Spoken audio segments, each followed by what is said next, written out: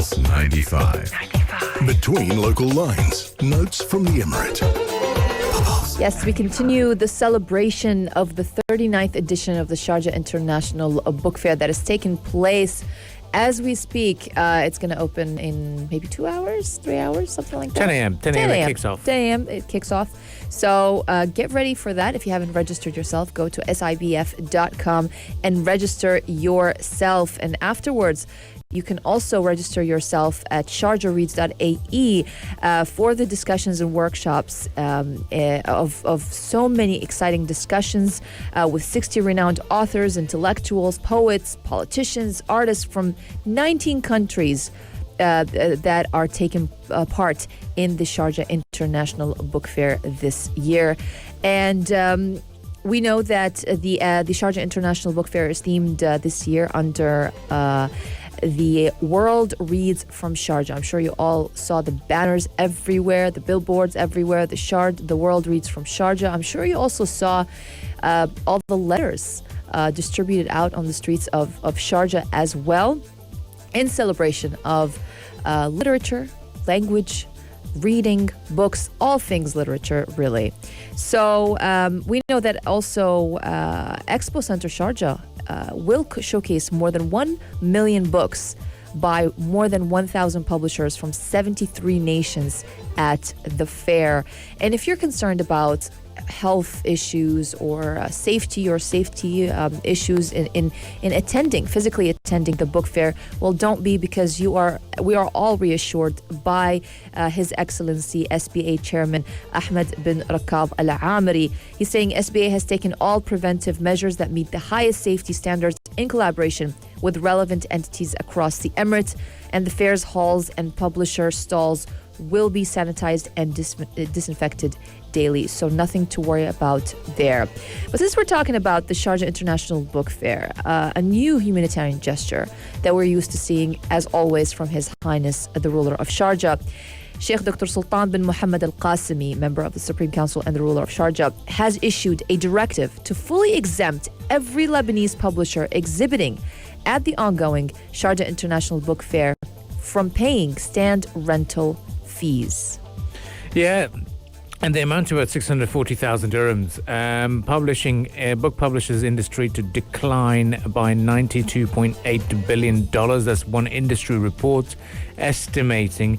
In general, this is the decline expected as a result of consumer behavior.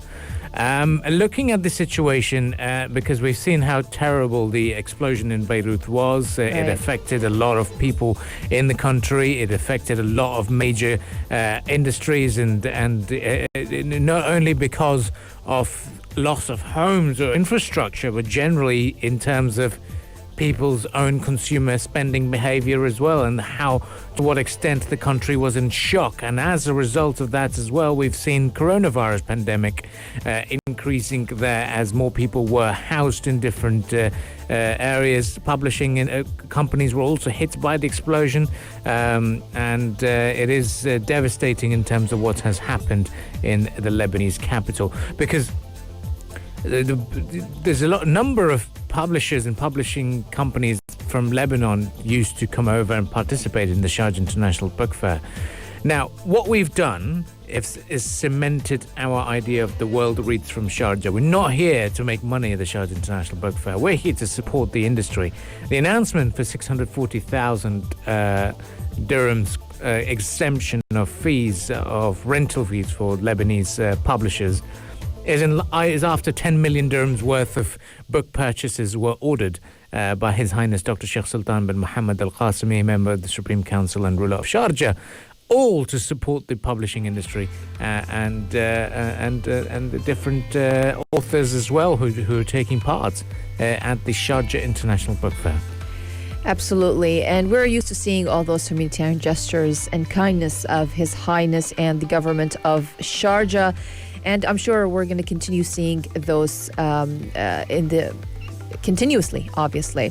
But I'm looking also at the agenda of the Sharjah International Book Fair, and I'm looking at all the cultural or global cultural figures that are participating in the 11-day fair. And we talked about Prince EA already has taken his part Also Langleave, Elisabetta Dami, Jan Martel, Neil Pastricha, Yasser Aqil, Ravinder Singh, Wasini Al-A'raj, Ahmed Murad, Lina Khouri, Leila Mutawwa, Ahmed Al-Rifa'i, Mish'al Ahmed, and then the list goes on.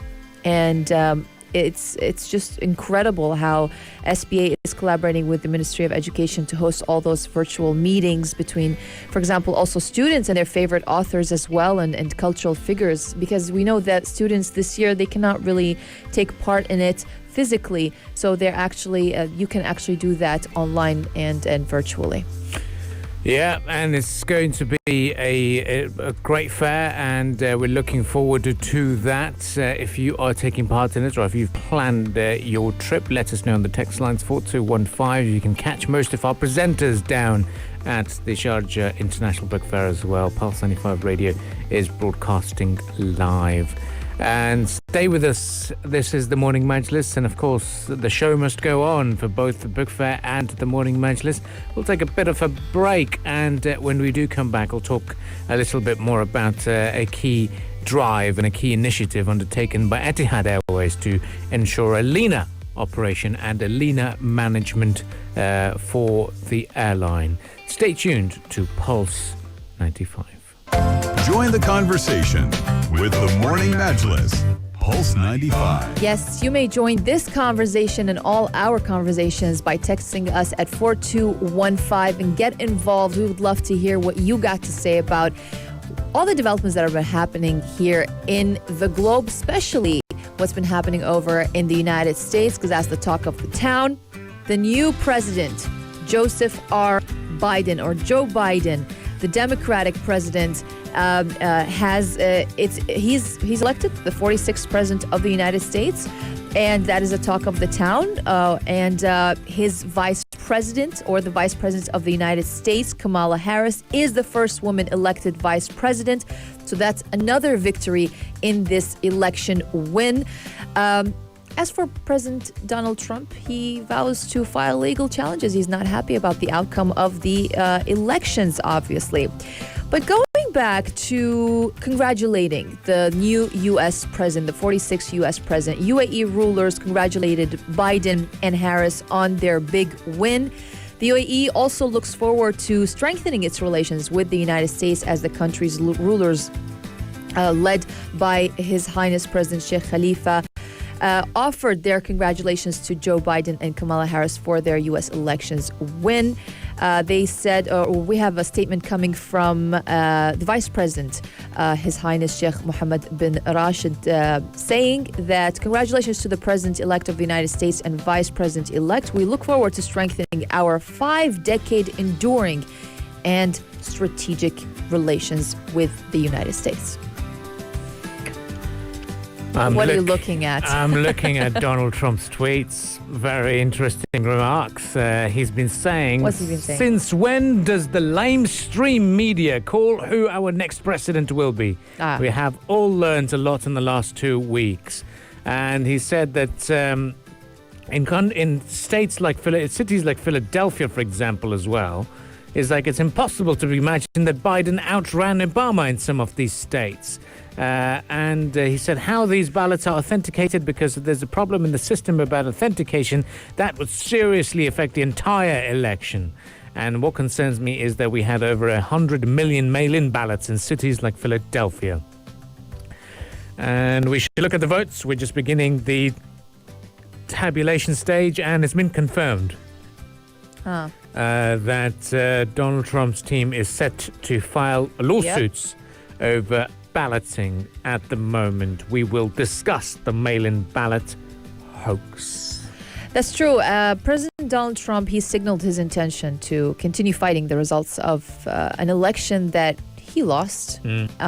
Some of his supporters, many of them carrying even guns, amidst at state capitol buildings around the country as well. In some cities, tensions continued to escalate throughout the day on Saturday. For example, in Pennsylvania, the police started out watching the scene from afar, but kind of intervened during the afternoon to keep supporters of Trump and also President-elect Joe Biden separated. Some Trump supporters were carrying what appeared to be even assault rifles.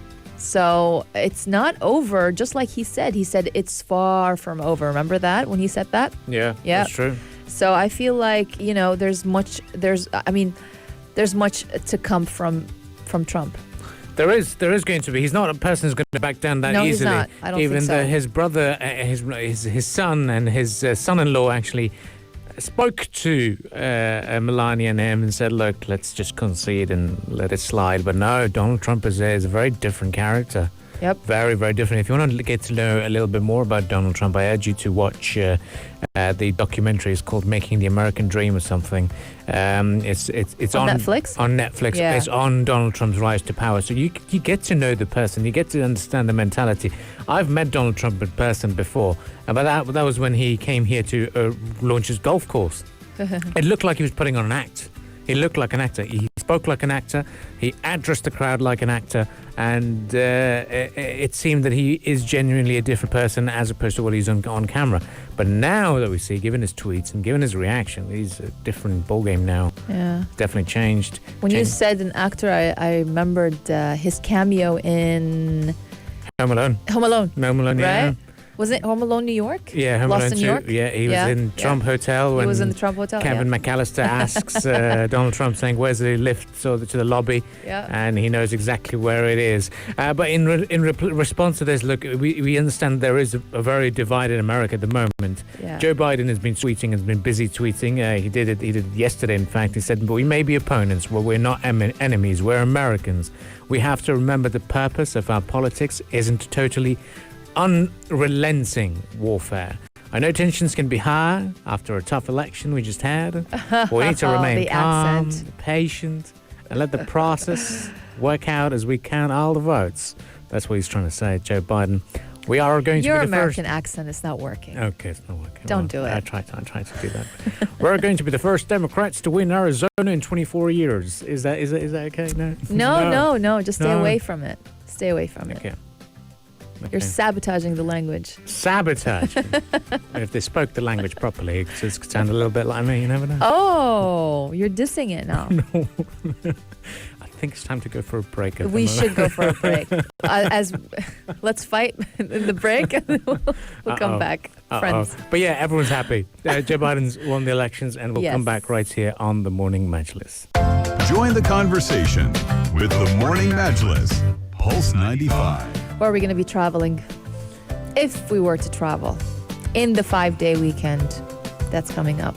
Look, Sri Lanka still remains one of my favorite destinations, but given its close proximity, given its affordable options, beautiful beaches. Absolutely. And it's amazing. Beautiful people as well. Amazing. They're so kind. Exactly. And the other thing is the availability of different kind of food as well.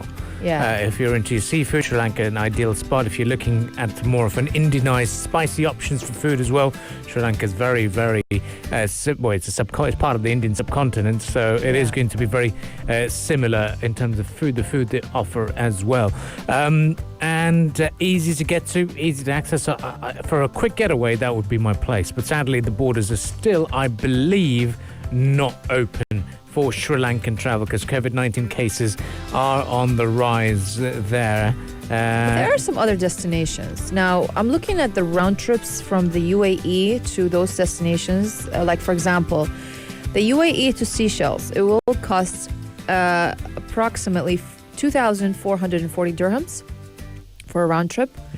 Because Seychelles it's not cheap. It doesn't come in cheap traveling there. Yeah. Also, Maldives, it will cost you 2,580 for a flight. Yes. Just flight. Just the flight. Yeah. And Egypt, 1,425 dirhams. Turkey, 2,000 dirhams. Georgia, 1,795 dirhams. Saudi Arabia, 1,400. And South Korea, 4,000 dirhams for a round trip. Wow. But I would love to go to South Korea as well. It would be a great destination. Yeah. You can't say they fought off the virus, but they had the great measures, one of the best measures. They were one of the first few countries. I think they were the first country to implement the drive-through COVID-19 testing. But They see, were. the countries I just mentioned, they're among the safest countries that are trending among the MENA travelers, the MENA region travelers right now. And also, as you said, South Korea has been benchmarked as one of the successful models for controlling the pandemic. So yeah, safety-wise, South Korea is on the list. Is on the list. Top of the list. Well, one of the reasons why we're talking about this is because a UN report has found that passenger flights dropped by more than 50% in the first half of 2020 across the Arab region. The closure of land borders due to the COVID-19 pandemic has widely restricted the movement of people and goods. Maritime transfer of goods, however, has remained fairly consistent, which is okay. Revenue losses of airline companies in the region are estimated at $38 billion this year, which is only 53% of 2019's revenue, at a time when we had the famous air show in the United Arab Emirates and everyone was talking about buying new aircraft and getting more deliveries and getting new destinations. Airline companies, their strategy departments have been left scratching their heads now. Instead of focusing on their year-to-year growth, they're looking at recovery. They're looking at how to come back again and erect their backbone once again, because it is very, very difficult. Yeah. Now, this was the time, looking back, let's reverse 2 years ago, 2018, when the global economy was still on its global upswing, let's say. Right.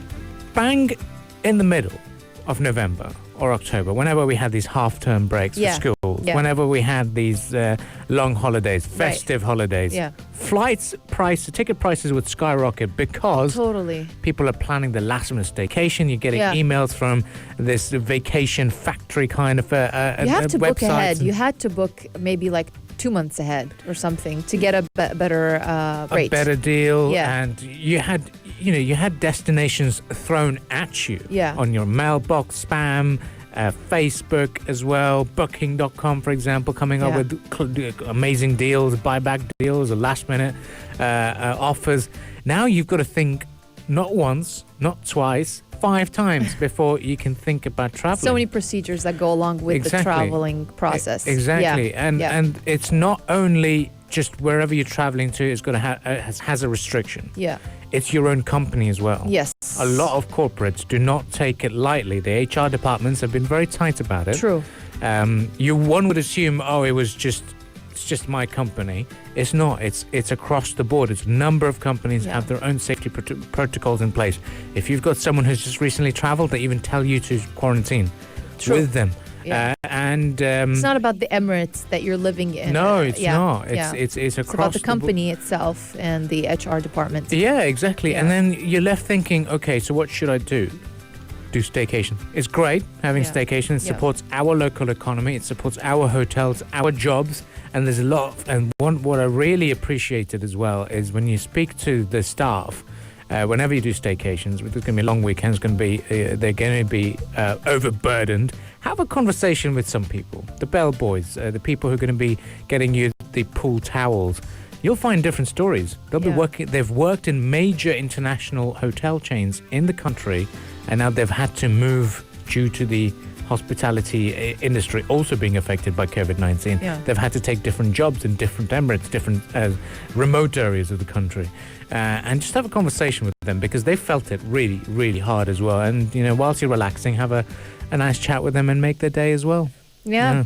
So, but as for staycations, let's have some suggestions for staycations here in the UAE. Let's start with Sharjah. For example, if you want to stay in a nice retreat on the east coast of Sharjah, I'm thinking Misk Kingfisher, Misk Al Badaya retreat, and also Misk Al Fire retreat. Yeah, the Sharjah Collection Hotels. Yeah, Sharjah Collection Hotels are very nice, beautiful. All about glamping. Yeah, and if you do not want to go overspend, for example. Yeah. Then Maleha Discovery Centre is also quite good. You can have the stargazing experience. You can do the ATV riding experience as well. So for staycation ideas, definitely go down to the wonders that the Emirate of Sharjah has to offer. Let us know on the text lines 4215. We're appreciating all of you who are messaging in with your travel ideas. I think everyone's become a travel agent now because we've loved or missed traveling so much. Yeah. Stay tuned to Pulse 95. We'll be right back, and we'll continue the discussions here on the Morning Majlis. And it will be lots of musical entertainment for you, and continue those messages to send us those messages on 4215. Join the conversation with the Morning Majlis. Pulse 95. Join the conversation with the Morning Majlis. Let's try this again. We're going to do a transition because we're talking about the local development. So let's do this. 95. Between local lines, notes from the Emirate. Notes from Sharjah. Notes from Sharjah. Now I did make a little bit of a blunder earlier on the top of the hour, talking about my wonderful linguistic skills. I'm going to add this. Well, Rani has just taught me. So I say, عطر الصحراء Yeah. تمشي في جسدي. Very nice. Okay. Yeah. And what I tried to say earlier was رائحة الصحراء. Yeah. The smell you wanted to say. You want to say the scent, Yes. but the smell is رائحة. رائحة الصحراء عايشة عايشة or ساكنة, living. أو ساكنة Yeah. في الجسدي في جسدي. في جسدي In my والروحي. روحي. Yeah, My body and in soul. my spirit. What I tried to say is the scent of the desert or walks with me or lives in my soul. The reason is because I'm a massive fan of camping. Yeah. And a camping expo is coming to Sharjah in the Adhaid region. What's It happening? is. Well, Al Expo Adhaid, okay, is gearing up for launching the second edition of the Adventure and Camping 2020 exhibition. It will be the first event across the region to be held from the 24th till the 28th of November, seeing the participation of local camping and outdoors companies, including manufacturers of camping and accessories, land and sea excursions, and also hunting and shooting equipment and supplies. So it will be offering its visitors a wide range of the best and latest products and supplies for tourism and camping trips, motorcycles and four-wheel bikes, hunting and marine equipment, safari, diving equipment, photography equipment, and also night lighting devices. Now, with the weather, we know that the weather is getting much better now. Yeah. And it's definitely facilitating this process. The show represents a perfect opportunity for camping and outdoor enthusiasts to learn closely about the latest camping equipment accessories that meet all their needs. Look, everyone thinks, camping is just about sleeping bags and tents. No, Maybe it's some not. kind of food. No, there's so much on offer. I literally, there's a very popular camping store in the Emirate of Sharjah. The whole world. It is. Yeah. It is. And it tends to be my favorite shop, the camping store in Sharjah. And I bought one of those majlis seats that you can put on the ground and you can sit there with a backrest and armrest. Brilliant. And they were running some great discounts at that time as well. So I was loving it. I also saw equipment that turns your car seat, your normal car seat, in any saloon car or even a 4x4 into a bed. Nice. You put a mattress. There's a mattress that fits literally within that for your back seat, and it looks like That a space. proper bed. Yeah, it looks and it comes up as a proper bed. And you're thinking, wow, it saves you the cost of getting a tent as well, by the way, because you can just chill in your car and sleep, and then next day you don't have to worry about putting your tent back in or folding it back. So lots of camping equipment will be on offer in the Adhaid Expo. exhibition, yeah. The exhibition will be running from 11 a.m. to 10 p.m. except for Friday. Friday will be 3 p.m. to 10 p.m. and it is on the 24th of November. Yes, until the 28th of November. Yeah. 5 days. And shout out to the friend of the show as well, Saif Mohammed Al-Midfa, CEO of the Expo Centre. He said, we at the Expo Centre Sharjah are keen to launch distinctive shows and events in the central and eastern region in Sharjah to help strengthen the various economic sectors in the region. The first edition of the Adventure and Camping Show attracted a wide participation of exhibitors and visitors alike, underlining the status of this event and its ability to offer a stimulating environment for those involved in this industry. Looking forward to that big event. And to celebrate the spirit of the desert and the scent of the desert, here's a little bit of Desert Rose, and we'll be right back after some musical entertainment here on Pulse 95. If you liked this episode of The Morning Majlis, drop a like and subscribe. 95. Be sure to follow us on Instagram for all our daily updates and top stories. Pulse.